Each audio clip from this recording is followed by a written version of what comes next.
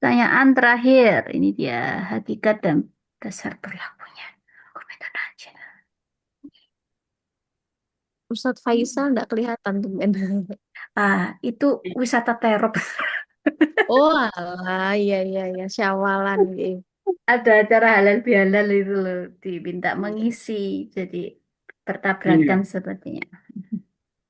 Jadi pertanyaannya yang bisa kita diskusikan hari ini tuh mana tadi ya, tak catat kok. Oh ya, Bagaimana jika sebuah bagaimana negara jika sebuah negara besar secara terang-terangan melanggar asas Pakta Sung Sefanda hari ini? Ya, sama contohnya banyaklah konflik terjadi hari ini kan karena pelanggaran asas itu, gitu kan. Nah, apa konsekuensinya bagi sistem HI secara keseluruhan? Ayo, apa kira-kira? enggak mungkin Ustadz yang lain ada yang ingin menjawab dulu gitu. Jadi ada hakikat kepatuhan dan kedaulatan nih. Monggo didiskusikan atau mau ada yang ditanyakan? Di luar pertanyaan ini silakan. Ustadz Bu, Ali, nggih, monggo Hmm. Ustadz. saya sudah membuat pertanyaan sama dengan pertanyaannya Bu Wahyu sebetulnya. Aduh, Tapi sama bertanya. Saya sudah menjawabkan pertanyaan sama dengan pertanyaannya Bu Wahyu. Di awal tadi sudah saya siapkan itu ternyata. Sekarang saya lanjut kalau gitu pertanyaan itu. Walaupun belum dijawab ya kira-kira. Tak jawab Mm-mm. sendiri. Eh, Tidak ada konsekuensi karena apa? Negara-negara yang tidak besar tidak mampu. Kita aja tentara kita ada yang meninggal untuk mengatakan bela sungkawa pada tentaranya sendiri terlambat, Iya, terlambat juga. Bukan hanya itu, sekarang juga hanya itu pun ditulis di webnya negara itu hanya berapa hari, 3 hari, habis itu sudah tidak ada. Sementara yang lain seperti Iran sampai sekarang masih sering bahkan nomor satu dia menyampaikan bela sungkawanya. Baik, itu ya sebetulnya ada ya kalau kita mau, tapi kayaknya yang lainnya takut karena masalah ketakutan itu sehingga tidak berkutik. Yang harusnya itu seharusnya memang ada. Kenapa? Kemungkinan yang membuat lemahnya hukum internasional itu karena salah satu adanya hak veto. Jadi merasa orang yang paling tinggi. Seandainya tidak ada itu, mungkin kita pun bisa unjuk ya. Jadi kepemimpinan Pak Toho tadinya kami berharap wah ini seperti ternyata yang terakhir-terakhir ini ya mohon maaf saya ikut adanya pengamat ternyata ya belum juga akhirnya. Dengan segala hormat tidak mengurangi rasa hormat ya saya juga kecewa dengan itu ya. mm-mm, mm-mm. Jadi penilaian saya bahwa negara besar yang melanggar itu saat ini tidak ada implikasi apa-apa. Dia maunya apa ya justru yang lainnya yang ikut. Terima kasih. Iya. iya, iya. Kalau Matur izin nuwun. menanggapi, izin Boleh. menanggapi nggih Pak Nurali nggih. Terima Baik. kasih atas tanggapannya. Ini kalau menurut teori nih ya, tapi kalau menurut teori, jadi negara-negara yang melanggar secara terang-terangan itu secara hukum internasional, negara tersebut itu dapat dikenai sanksi politik dan ekonomi dari komunitas internasional gitu kan. Bisa digugat melalui mekanisme arbitrase atau mahkamah internasional gitu, serta dinyatakan telah melanggar kewajiban hukum yang sah dan mengikat lah masalah seiki iku sing gede, Pak. Angel iki. Nah, tantangannya yaitu tadi.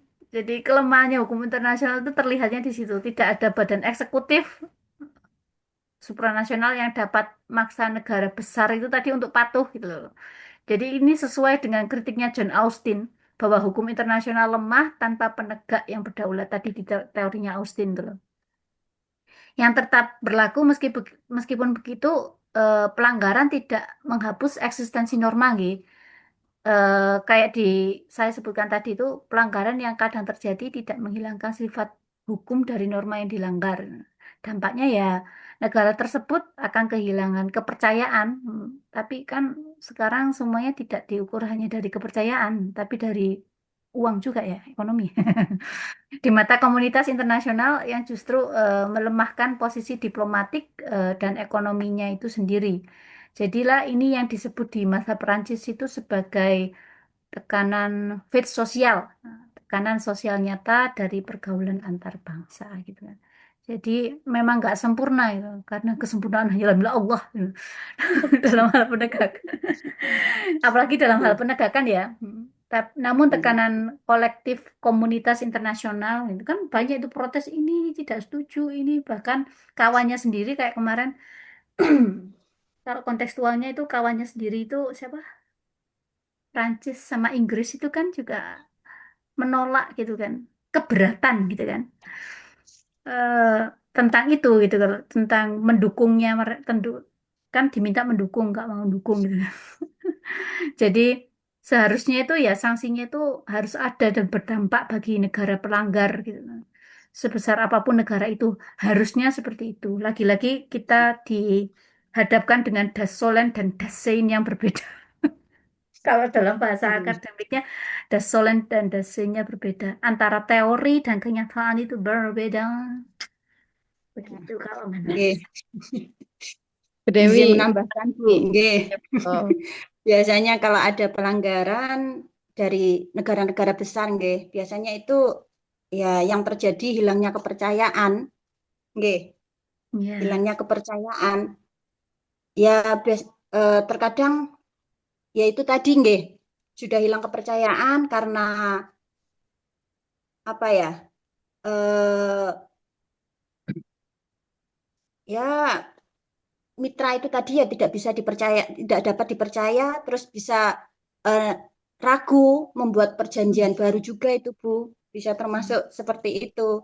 Dan terus Pak. biasanya kalau negara negara besar itu yang melanggar itu bisa memicu efek apa nggih? Negara Efek lain juga domino. ikut melanggar. Yo yo, negara lain juga ikut melanggar, wonten. Makanya itu, Nggih, menurut ya saya nggih.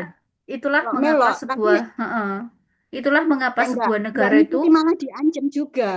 iya, Ya itulah kan? mengapa sebuah Ya, ada negara itu pengancaman harus juga. harus kuat secara selain secara ideologi ya, harus kuat secara ekonomi, militer, kemudian SDM-nya juga harus kuat dalam hal pemikiran dan gampang tidak dipecah belah. Tapi ya lagi-lagi itu tadi, Tapi gini Bu, nyatanya ini kayak negara Amerika ini yang sekarang ini. Kalau beliaunya kan, kok beliaunya? Lah negara tersebut itu kan juga sering melanggar juga, nggih. mm-mm.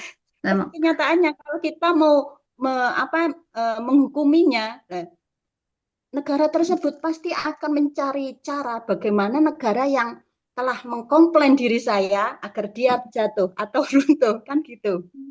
ya itulah the Nah, power itu of masalahnya. negara yang kuat gitu kan. Makanya Akhirnya PR-nya, kayak tutup mata semuanya, Bu. Apalagi negara yang masih kecil itu. Tutup mata semua, wis moso bodoh yang penting negaraku aman. iya, ya Rakyatku gimana lagi? aman. Iya, nggih. Makanya Nah, itu kalau kelemahannya ingin, itu, Bu. makanya kalau ingin menjadi kuat, Nabi sendiri kan bilang tuh, Muslim yang dicintai Allah itu adalah Muslim yang kuat. Nah, kalau menurut saya dari hadis itu bisa dikembangkan dalam bentuk yang luas gitu. Jadi bukan hanya muslimnya yang kuat karena menurut saya efeknya banyak loh itu Negaranya. ya sebenarnya. Muslim yang kuat mempengaruhi keluarga yang kuat. Keluarga yang kuat mempengaruhi masyarakat yang kuat. Masyarakat yang kuat mempengaruhi negara yang kuat. Nah, kalau Waduh. muslimnya dewe mana ya? Nah, ya itu memang kelemahan dari negara kita sih ya, belum kuat secara ekonomi, belum kuat secara kalau Hmm. militer ya mungkin setengah kuat lah ya. Saya bukan mantunya Lumayan, Pak Prabowo ya lumayan, masalah. lumayan gitu loh, Bu. Lumayan gitu kan ya. Soalnya kan presiden kita memang basicnya dari militer, makanya saya tidak bilang kurang kuat, tapi ya lumayan kuat gitu kan.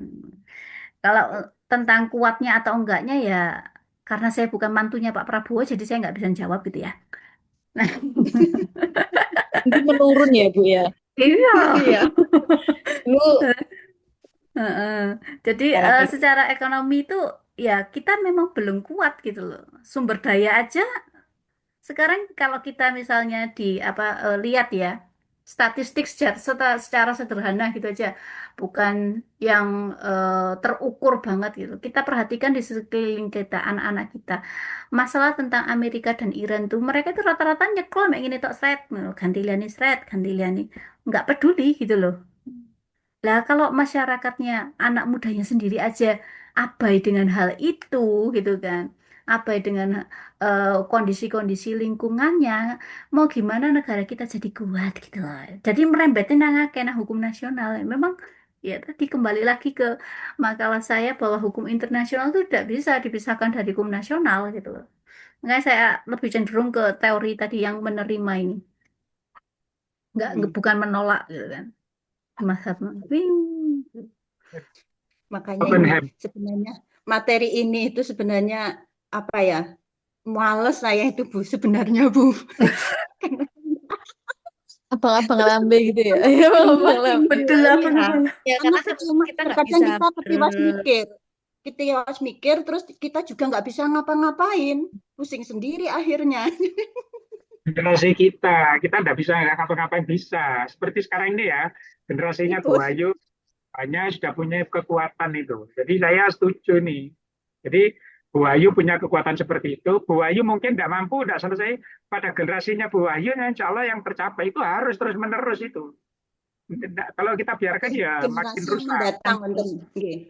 Saya sampaikan Bu Ayu tadi, John Austin itu bukan lemah. Memang dia memposisikan sebagai norma saja, jadi bukan hukum itu.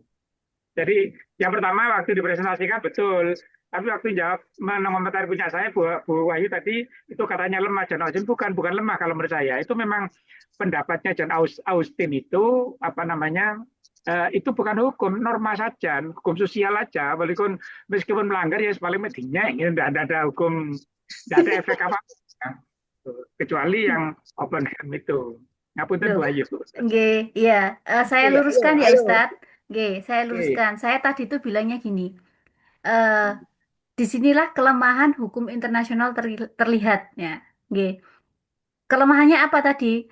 Karena negara yang dikenal yang dapat dikenai sanksi politik dan ekonomi dari komunitas internasional ini digugat melalui mekanisme arbitrase atau kita sebutnya Mahkamah Internasional nggih.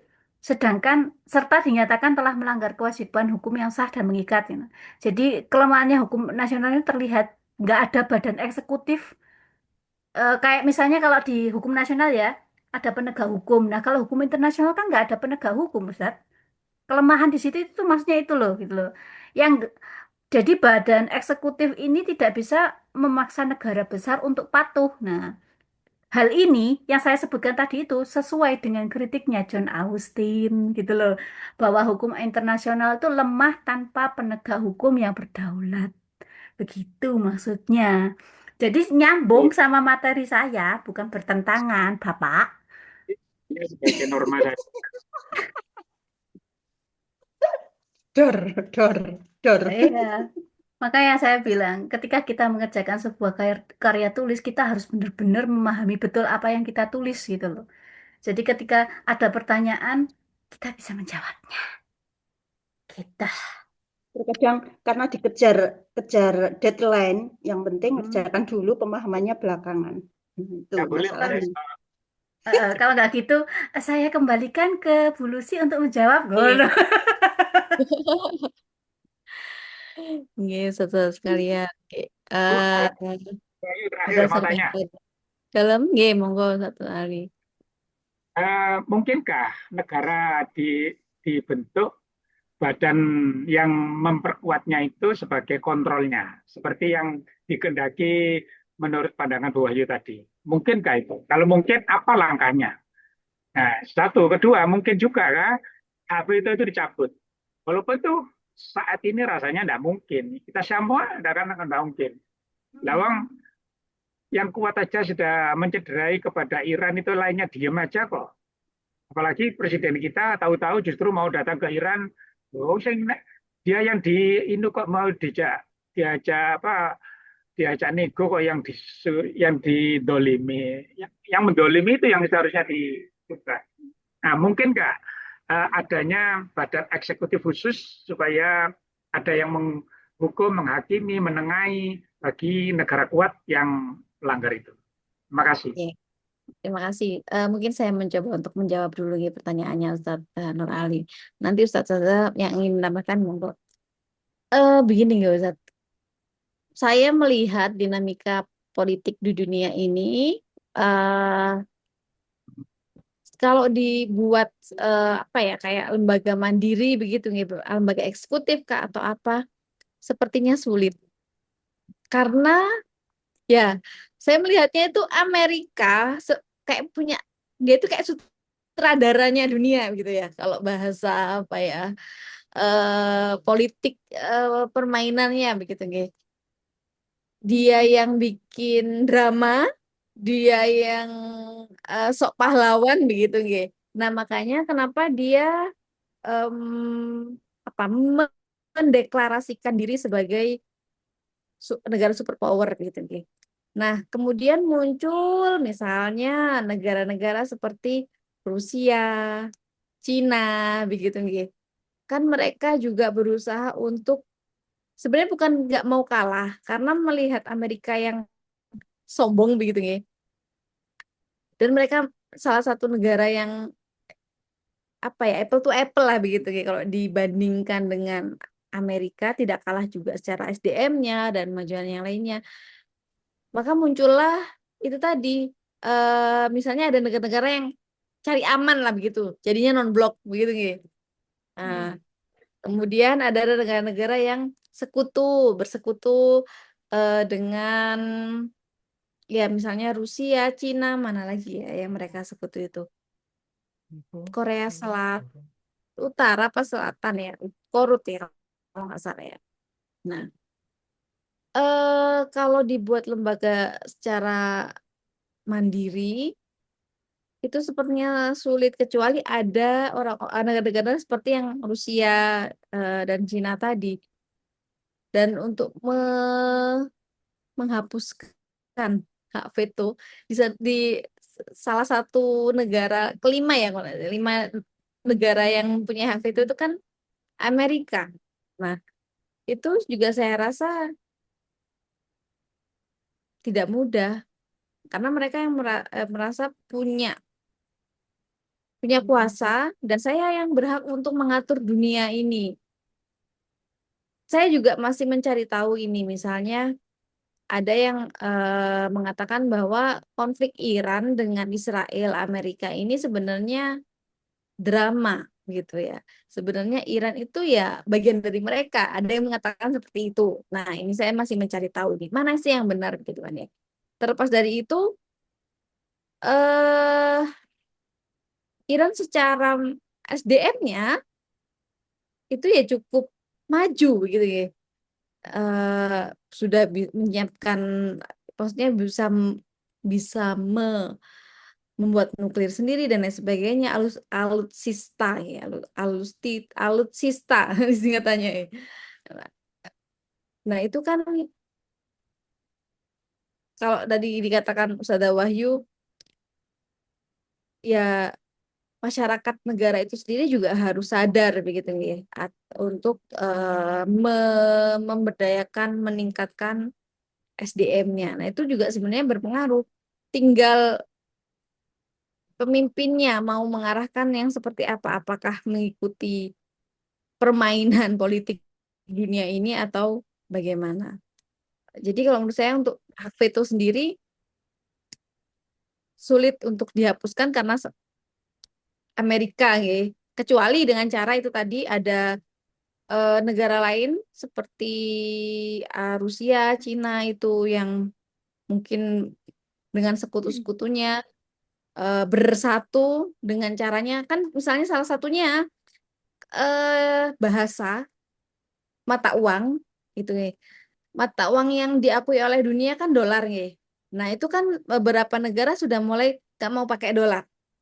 Nah, diganti dengan saya lupa kemarin itu Yuan Cina. ya yuan Cina terus apa lagi ya saya lupa. Itu ada beberapa mata uang yang digunakan mulai diakui secara global. Nah, itu kan sebenarnya kalau menurut saya bisa secara ekonomi seperti itu. Kalau kita tidak bisa secara politik juga misalnya bahasa.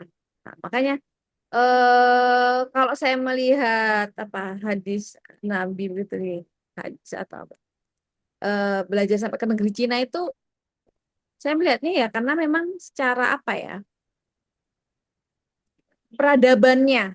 Nah, strategi salah satunya seperti strategi politik itu mereka bisa melihat kalau kita tidak bisa ber bersaing secara politik, oh apa ya yang bisa kita lakukan ya misalnya dengan melalui mata uang, kemudian bahasa kan sekarang juga sudah mulai bahasa internasional itu tidak hanya bahasa Inggris tapi Mandarin, bahasa Arab nih, kalau nggak salah dua itu sudah mulai apa ya di diakui secara global.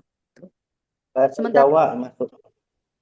Kak ya Ustaz, mlebu, kak mlebu bahasa Bahasa Jawa. Jawa nggak belum ya? saya aja ngomong bahasa halus di Jawa itu banyak yang lupa ya gitu. Monggo Ustadz Agung mungkin ada yang ingin disampaikan. Tadi pertanyaannya Ustadz Tung Ali selain yang kedua apa ya Ustadz ya? Saya lupa tadi. Selain menghapuskan hak veto dan ini tadi.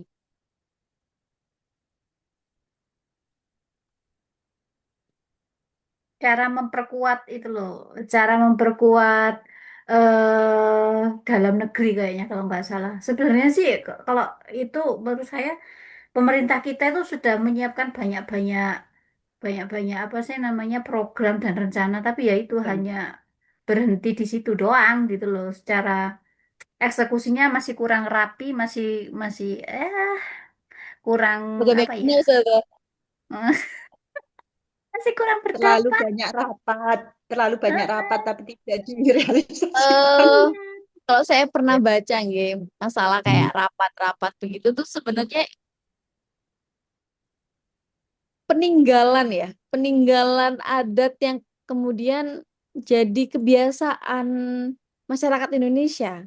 Jadi kalau koordinasi itu ya di forum rapat berpendapat nanti setelah rapat selesai ya syukur-syukur 50% terlaksana misalnya gitu ya. Jadinya ya apalagi berbicara dengan negara gitu.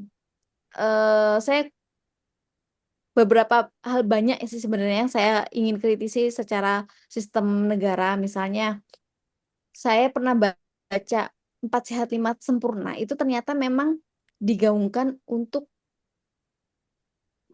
men-setting SDM Indonesia itu yang pemalas. Saya dulu sempat 4 Sehat kan dulu sering digaungkan 4 Sehat 5 Sempurna. Nah, gitu. Gak tahu nih hmm. sekarang masih masih atau enggak saya kurang paham. Isi piringku sekarang. Oh, isi piringku sekarang. Gitu. Nah, itu ya. Dan orang Indonesia itu kan kalau nggak makan nasi belum makan gitu. Ya itu. Mhm. Jadi kayak tertanam gitu. Sebenarnya ada betulnya ya saya pikir kemudian. Jadi sebenarnya kalau saya lihat kenapa sih dulu kita nggak dijajah Inggris aja, kenapa dijajah Belanda ya? Saya sempat kayak mikir gitu dijajah kalau bisa mau milih ya gitu. Kenapa harus dijajah Belanda? Kenapa nggak harus Inggris? Karena saya lihat negara jajahan Inggris itu berkembang begitu. Misalnya Malaysia. Maju-maju. Kenapa Ustaz Agung? Ya maju-maju rata-rata negaranya. Nah, ya itu. Kalau di jajahan Inggris itu minimal masyarakatnya pandai berbahasa Inggris begitu nggih. Ada yang ditinggalkan lah minimal itu ya positif gitu. Ini kenapa yang ditinggalkan itu semakin membuat apa ya seperti sengaja mm, memperpanjang apa namanya biar terus memelihara kebodohan masyarakatnya begitu. eh Melestarikan kebudayaan-kebudayaan yang keliru gitu kan. Kayak ya korupsi itu itu kan sebenarnya kan bukan budaya asli Indonesia ya. Meskipun ini klaim yang belum berdasar gitu kan. Katanya sih kalau korupsi itu merupakan peninggalan kenapa kebudayaan. Ustazah? Korupsi merupakan Oh, peninggalan korupsi. nggih, peninggalan kebudayaan kolonial gitu. Katanya seperti itu. Tapi sebenarnya Indonesia sendiri itu sudah pernah dijajah oleh Inggris, Ustazah, namun tidak Tidak, lama gitu tidak. aja. Mm-mm. Ya, maksudnya itu eh karena memang Inggris kan pasti lewat Indonesia mau ke Australia juga kan gitu gitu. Em, tapi itu tadi paling lama kan berapa ini paling paling lama Belanda dan peninggalannya banyak Belanda begitu nih. Nah, ini saya juga belum sampai menelusuri sebenarnya siapa sih misalnya yang kayak mencetuskan 4 sehat 5 sempurna ini begitu. Terus sebenarnya yang sederhananya yang dibutuhkan manusia itu kan bukan karbohidratnya tapi proteinnya. Nah, protein itu kan salah satu yang mencerdaskan. Karbo itu kan bikin kenyang, habis kenyang enaknya tidur gitu. Iya, nah, saudara. Tenaga, Ya. tenaga, Bu. Ya, hal-hal sederhana yang semakin memanjakan masyarakat Indonesia itu kan ya. Adanya teknologi misalnya. Kalau teknologi ya seperti dua pisau ya. Dua mata pisau itu bisa bisa bermanfaat, bisa merugikan. Nah, sayangnya ini lebih banyak mudorotnya begitu. Khususnya bagi anak-anak mungkin ya yang belum bisa mengontrol dirinya. Nah, itu ya kalau ditelusuri satu persatu khususnya Indonesia itu kan sangat sulit ya. Maksudnya banyak sekali akarnya ini yang harus dibenahi gitu. Nah, ini juga berpengaruh terhadap ya contohnya memilih pemimpin. Di mana ketika kita berbicara hukum internasional yang bisa mengambil kebijakan dan keputusan kita ikut kubu, bukan kubu ya, apa ikut mendukung internasional yang mana itu kan tergantung pimpinan kita. Misalnya seperti adanya Board of Peace, ya kan? Masyarakat Indonesia sebenarnya banyak yang tidak berkenan, tapi pemimpin kita Nilai. bertentangan dengan masyarakatnya. Sebenarnya ya dipilih oleh rakyat untuk rakyat begitu kan ya harusnya begitu. Sebenarnya rakyat itu yang paling tertinggi begitu. Tapi ya yang mewakili rakyatnya yang di MPR, ya di DPR, para perwakilan-perwakilan itu tidak mewakili suaranya begitu nggih. Nah, itu kan juga jadi mm, sampai ke internasional ya representasi suatu negara ya dari pemimpinnya begitu nggih. Ketika misalnya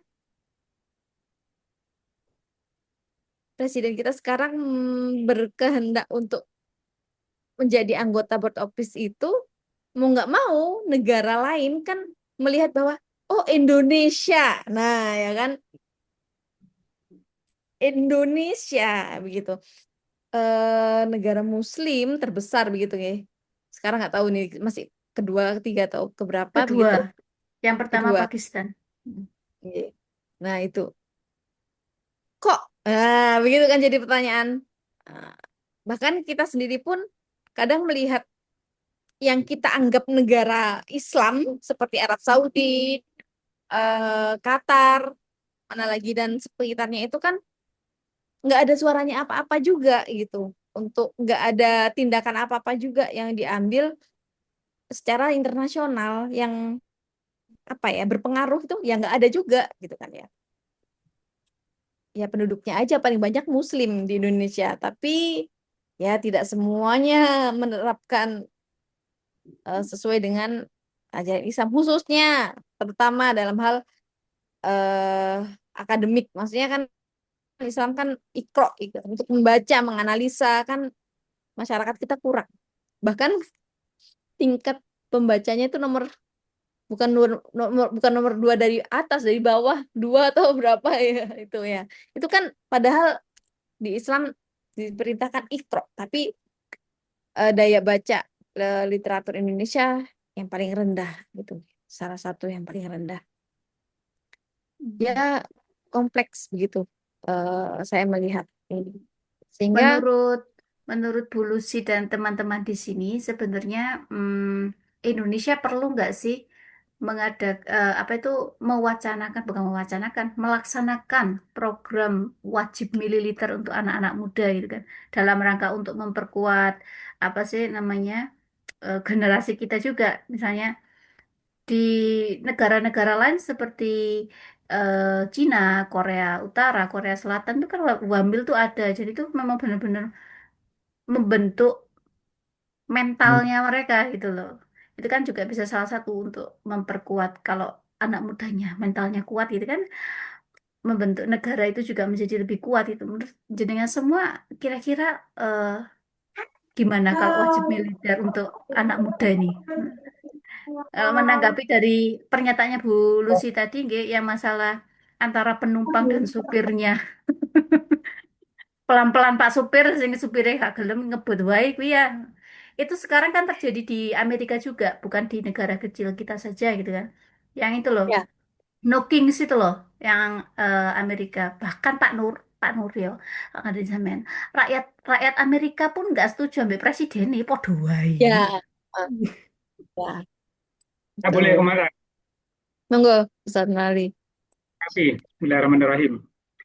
Langsung aja ya, kalau seperti usulannya seperti Bu Wahyu tadi, untuk saat ini wajib militer belum perlu menurut saya. Kenapa?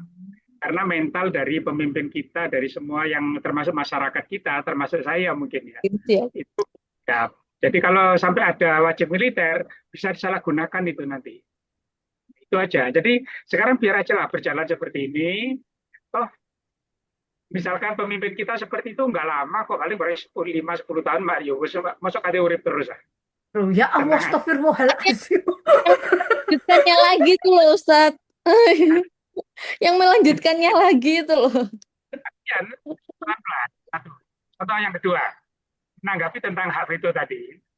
Terima kasih itu anunya Ustazah Lucy. Hak veto itu tidak mungkin dihilangkan.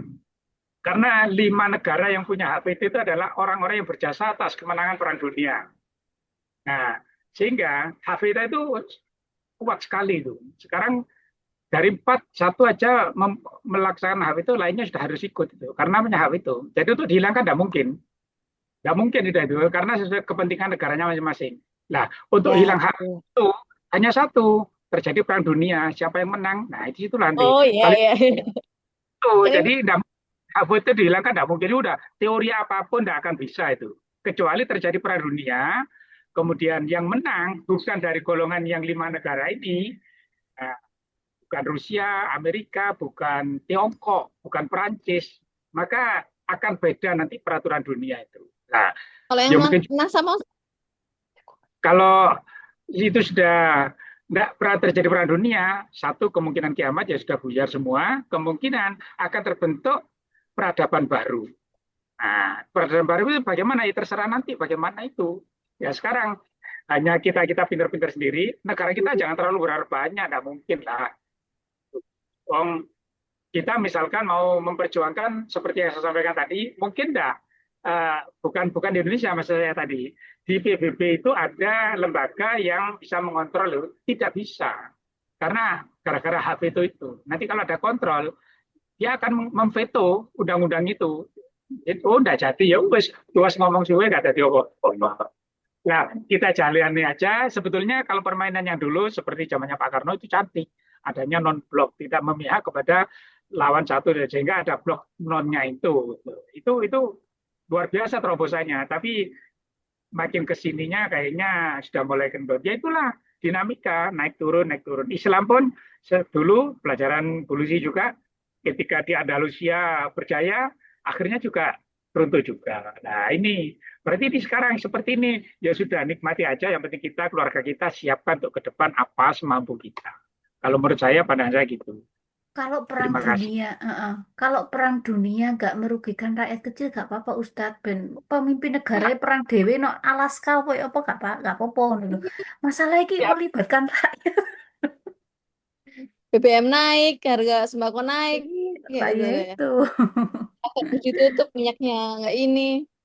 sama Mm-mm. itu bukan pemerintah. Kalau sudah terjadi seperti itu, barulah bisa menghilangkan itu.